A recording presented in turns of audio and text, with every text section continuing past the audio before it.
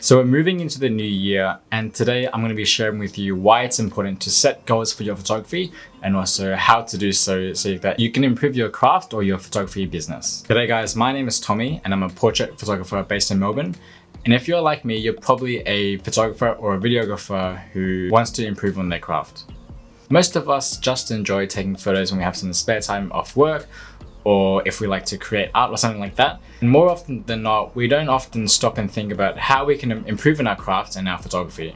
And eventually, once we pick up more experience with photography, we might also pick up some client work along the way. And so it's important for us to improve on our craft, not only for ourselves, but also for our clients' expectations.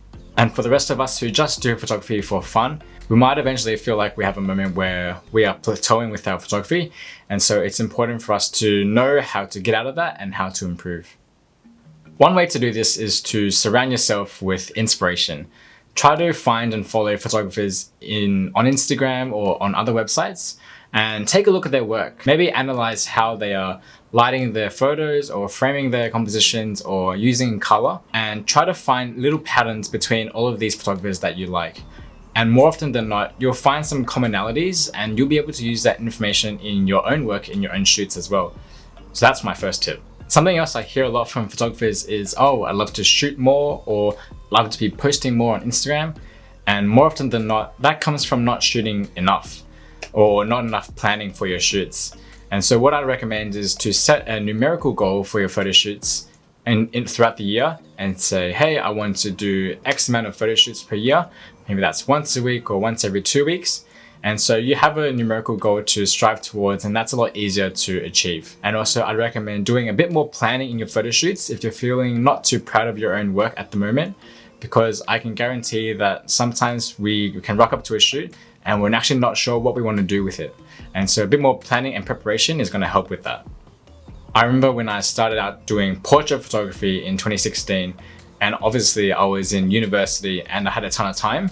And so what I did was I planned up to 5 photo shoots per week.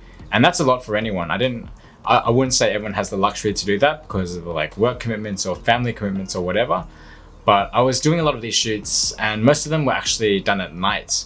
And so 3 out of 5 shoots were done in the nighttime where I could utilize neons or other kind of like dark low light situations. So I learned a lot how to light faces and stuff in a very low light setting and how to manipulate colors using neons. And so the more shoots you do, eventually the more experience you're going to get. So try to plan as many photo shoots in as you can, and that way you're going to improve a lot quicker.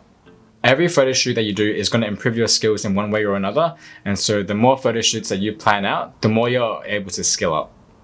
Or thirdly, maybe your objectives sit more on the business side.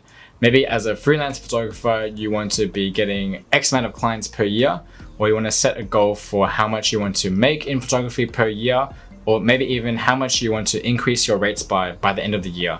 And so all of these kind of goals are really good for any freelance photographer. So I highly recommend setting numerical goals for that. And so you can improve your photography business.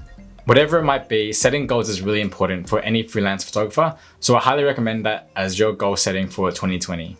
And so those are the tips I have for setting your goals in photography. It's important for us to not get carried away by what kind of gear we want to get or how many followers we want to have on Instagram. I think it's more about enjoying our craft and also being able to learn and improve on it, whatever our goals may be. And that's pretty much the end of the video. If you enjoyed it, please give it a thumbs up. Leave a comment down below on what goals that you want to set in photography in 2020.